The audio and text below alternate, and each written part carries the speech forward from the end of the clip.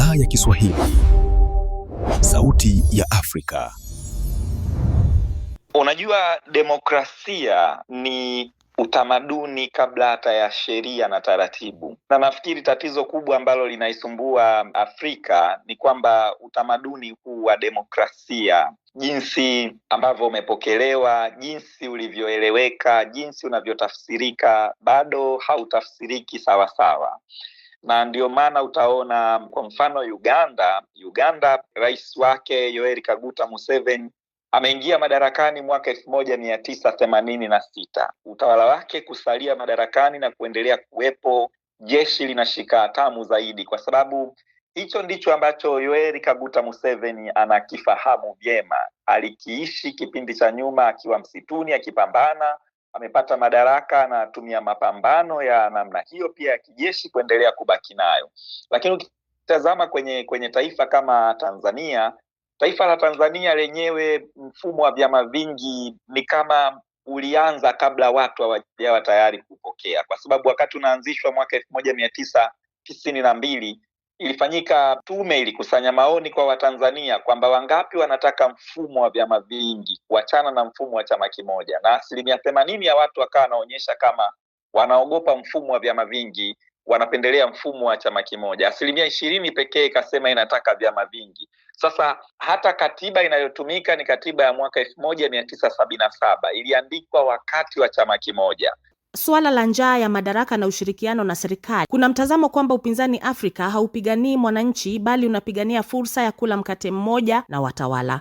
Mfano mzuri ni Kenya, ambapo upinzani ulikubali kuingia kwenye serikali ya muungano, sio mara moja lakini tumeona mara nyingi tu, na kuacha ombwe kubwa la sauti ya mwananchi. Je, hatua hii ya upinzani kuungana na serikali pale wanapopewa nafasi haidhibitishi kuwa upinzani wenyewe unajiuza na kuwasaliti wananchi waliowaamini? Mimi nadhani hakuna tatizo lolote kwa upinzani kuingia kwenye serikali ya umoja wa kitaifa. Hilo si tatizo hata kidogo. Tatizo naloliona ni kwamba wakishaingia wanasimamia ajenda zipi? Wanasimamia ajenda ambazo wananchi waliwaamini nazo mwanzo, hata wakawapa mamlaka ya juu ya kuwa na nguvu, kwa sababu serikali inatafuta mshirika wa kuingia naye kwenye serikali ya umoja wa kitaifa iwapo mshirika huyo ana nguvu ya wananchi. Sasa chama cha upinzani kinachopata nguvu ya wananchi kinapoingia kwenye serikali ya umoja wa kitaifa na kusahau kwa nini kilipewa nguvu na wananchi, hapo ndipo tatizo lilipo.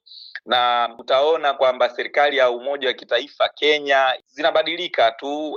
Wakati ule Rais Kibaki alimfanya Raila Odinga kuwa mshirika wake, baadaye Uhuru Kenyatta akamfanya Odinga kuwa mshirika wake. Sasa hivi Rais Ruto anawafanya ODM kuwa washirika wake, lakini utaona kwamba wananchi kiu yao ya mabadiliko bado haitibiwi na hiyo miungano ya wanasiasa. Badala yake wananchi bado wanaonekana wana vitu ambavyo wanataka vibadilike. Lakini hata ukiangalia wanasiasa wenyewe wa upinzani wanaoongoza michakato hiyo, kwa mfano hapo nchini Kenya kina Rigathi Gachagua, utaona na wenyewe walikuwa washirika mwanzo kwenye serikali, mambo hayakwenda sawa, sasa wako pembeni wanatengeneza ushirika mwingine na wao wapate madaraka. Kwa hiyo nadhani wananchi wana wakati mgumu sana.